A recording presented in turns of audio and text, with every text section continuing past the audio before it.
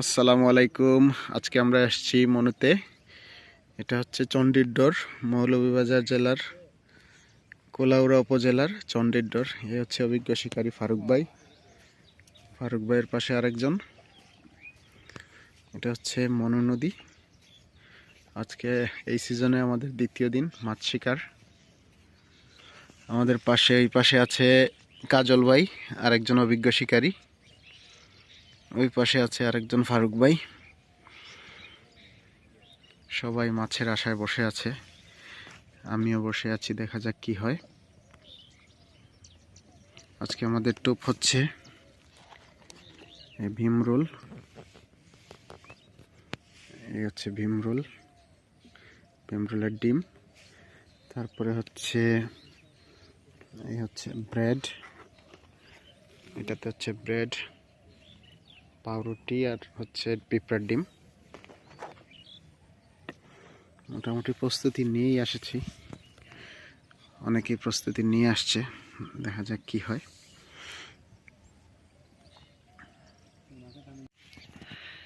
নদীর পরিস্থিতি আসলে খুবই খারাপ, তাই একে একে আমাদের শিকারী ভাইয়েরা বড়শি গুটিয়ে নিচ্ছে। আমাদের কাজল ভাই অভিজ্ঞ শিকারী, উনি ক্লোজ করে ফেলতেছে, এখন চলে যাবে। এই পাশে ছিল আরেক ভাই, ওই কর্নারে ছিল আরেকজন, উনি গোটায় ফেলছে, গোটায় ওই দিকে চলে যাবে।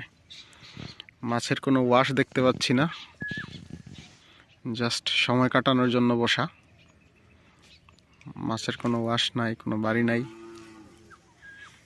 বড়শি চেঞ্জ করতে যাবে এমন সময় ফারুক ভাই নামে এক শিকারী এখানে একটা মাছ পেয়েছে, 250-300 গ্রাম হবে, একটা মৃগেলের বাচ্চা। এ পর্যন্তই মাছ। দেখতে থাকি, সাথেই থাকুন, দেখা যাক কি হয়। এখন মোটামুটি 3টার মতো বাজে। আলহামদুলিল্লাহ 2টা ছিপ হয়েছে। এটা হচ্ছে কাতল, এই যে পানিতে একটা কাতল, আর একটা হচ্ছে মৃগেলের পোনা, 300-400 গ্রাম হবে, 400 গ্রামই হবে। বলা যায় যে আজকে আমিই সফল, আর আমাদের এখানে কেউই মাছ পায় নাই। পাশের সিটে একজন ছিল, উনি চলে গিয়েছে, মানে একটা মৃগেলের পোনা পাইছে 300-400 গ্রাম, আর কেউই পায় নাই। বাকি যে সকল শিকারী ছিল সবাই চলে গেছে। একজন বসা আছে, ওনার পাশে আরেকজন বসা আছে, বাকি সবাই চলে গেছে, কেউ পায় নাই। আসলে হিট করে মাছ পাওয়া আর হচ্ছে বড়শি চেঞ্জ করে টোপ লাগাতে মাছ পাওয়ার মধ্যে অনেক পার্থক্য। আমার মাছটা যে লেগে বসে আছে এটা জানতামই না, আমি টোপ চেঞ্জ করার সময় মাছটা পেয়েছি, তো আপনাদের দেখাবো। শেষ যখন গুছাই ফেলবো তখন দেখাবো ইনশাল্লাহ।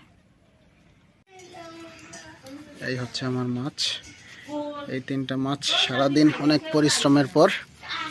একটা হচ্ছে কাতল, তারপরে হচ্ছে দুইটা হচ্ছে মৃগেলের বাচ্চা। এই হচ্ছে মাছ। থ্যাংক ইউ, আবার দেখা।